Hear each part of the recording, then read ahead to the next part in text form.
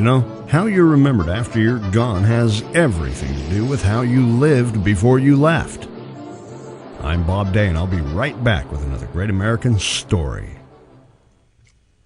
Poor sad little Terrence was born on 24 March 1930 in a little town called Beech Grove, Indiana, to a couple of, dirtbags. Why do I call them dirtbags?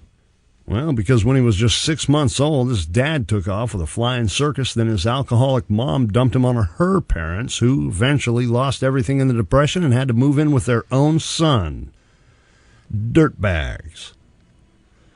And then when he was about 8 years old, his mom appeared with her new husband, of course, and took little Terry from his happy life on the farm to, of all places, L.A.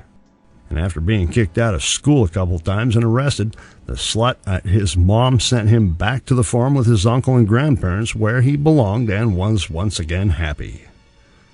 Unfortunately, the same story would be repeated several times throughout his childhood, every time his egg donor got married, which was often. Finally, in his early teens, he was arrested for stealing hubcaps and sentenced to a place called the California Junior Boys Republic in Chino, which in essence is basically a prison for bad kids. Which is sad, because Terrence wasn't a bad kid. His parents were. I'm sorry. He was eventually released at the age of 16, and within that same year had joined the Merchant Marines and headed for South America. Once the ship landed, though, Terrence was already bored with it and decided to take off on his own. Made his way all the way back to Texas, where he stopped for a while working a variety of jobs, from oil rigs to pushing cows, and eventually joined the Army. And much like myself, Terrence was a great soldier and damn good at his job, but off duty, you might say he partied a little too hard, because he was arrested several times for drunk and disorderly behavior and even demoted to private 7 times. I think I got him beat there. I really do wish I had more time, because this is one of the most amazing stories. But with only 4 minutes, I just gotta sum it up. In short, little Terrence, the poor, sad, abandoned little boy who led a life of pain, abuse, crime, gangs, heartbreak, and booze, knew in his heart that he was much, much better than his so-called parents. And he proved it. You see, even though they didn't love him, we sure did, and we still do. Oh, you all know who I'm talking about, and you hold him in the highest esteem as not only one of the pioneers of auto and motorcycle racing, and one of the greatest actors of all time, but also as the King of Cool. Yep.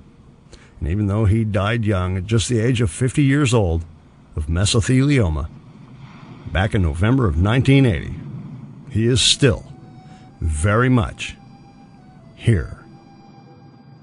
His movies were truly American classics, which still entertain the masses as much as they did decades ago. Great Escape, Bullet, and Papillon are just a few of many, but of that many, my favorites. And I do believe that the last line that he uttered in the closing of the movie Papillon, his greatest work, was literally prophetic. When, as he floated across the Atlantic Ocean on his back upon a big old bag of coconuts, looked up to the sky and yelled out to the good Lord and his former captors, "I'm still here." The once sad, abandoned little boy whose parents loved him not had become known and loved by the entire world, and is without a doubt, though his body be gone, still here.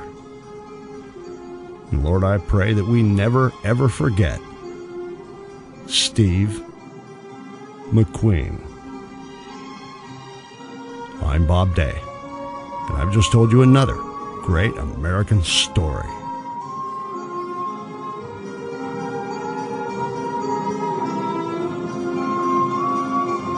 Hey, you bastards! I'm still here.